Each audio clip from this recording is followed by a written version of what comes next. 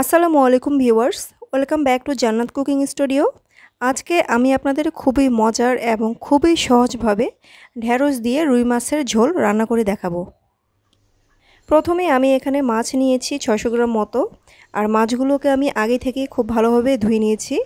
এরপর লবণ, হলুদ, মরিচের গুঁড়ি দিয়ে খুব ভালোভাবে মাখিয়ে নেব।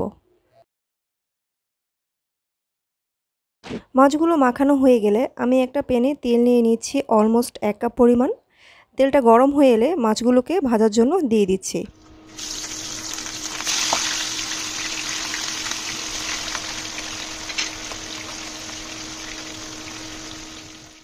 মাছগুলো ওদিকে হতে থাক, আর এরই মধ্যে আমি ঢেঁড়সগুলোকে খুব ভালোভাবে ধুয়ে কেটে নেব।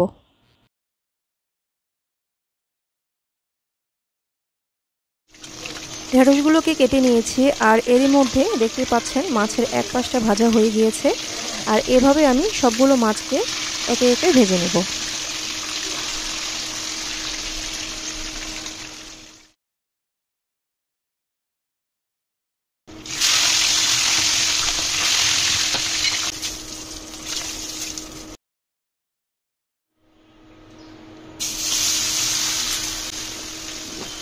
মাছগুলো ভাজা হয়ে গেলে সেই অবশিষ্ট তেলে পেঁয়াজ দিচ্ছি আধা কাপ পরিমাণ মতো লবণ অ্যাড করছি, এতে করে পেঁয়াজটা খুব তাড়াতাড়ি নরম হয়ে যাবে। এরপর পেঁয়াজটাকে আমি ব্রাউন করে ভেজে নেব। পেঁয়াজটা ভাজা হয়ে গিয়েছে, এখন আমি এখানে রসুন বাটা দিচ্ছি 1.5 টিস্পুন, জিরা বাটা 1 টিস্পুন। এরপর এগুলোকেও সামান্য কিছুক্ষণ ভেজে নেব, এর কাঁচা স্মেলটা চলে যাওয়া পর্যন্ত।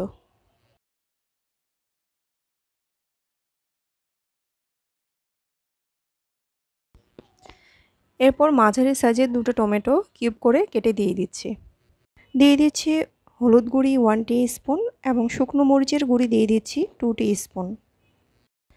এরপর সামান্য পানি অ্যাড করছি, এতে করে শুকনো মশলাগুলো পুড়ে যাবে না। এরপর আমি মশলাটাকে কিছুক্ষণ কষিয়ে নেব।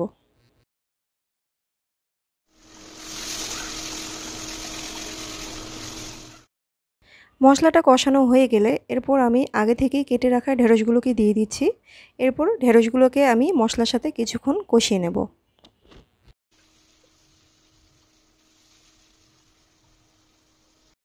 ঢেঁড়সটা কষানো হয়ে গিয়েছে, এরপর আমি এখানে পানি অ্যাড করছি 1 কাপ পরিমাণ। এখন আমি মিডিয়াম হিটে এটাকে রান্না করব 10 থেকে 15 মিনিটের জন্য।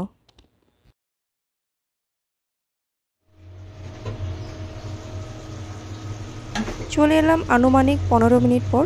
দেখতেই পাচ্ছেন ঢেঁড়সগুলোর কিন্তু কালার চেঞ্জ হয়ে গিয়েছে, আর এগুলো একদম সিদ্ধও হয়ে গিয়েছে। তাই আমি খুব বেশি নাড়াচাড়া করছি না, খুব বেশি নাড়াচাড়া করলে এগুলো কিন্তু একদম ভেঙে যাবে। এরপর ঝোলের জন্য আবারও 1 কাপ পানি দিয়ে দিচ্ছি। পানিটা ফুটতে শুরু করলে আমি মাছগুলোকে একে একে দিয়ে দেব।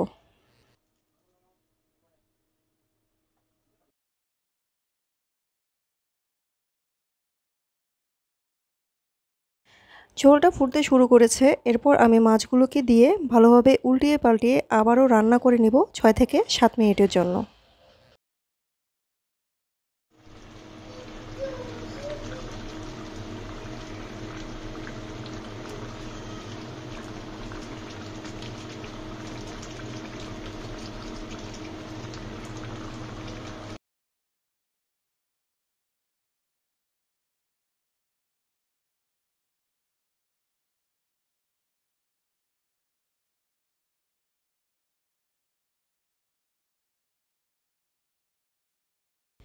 তরকারিটা রান্না হয়ে গিয়েছে, এখন আমি চুলাটাকে অফ করে দিব।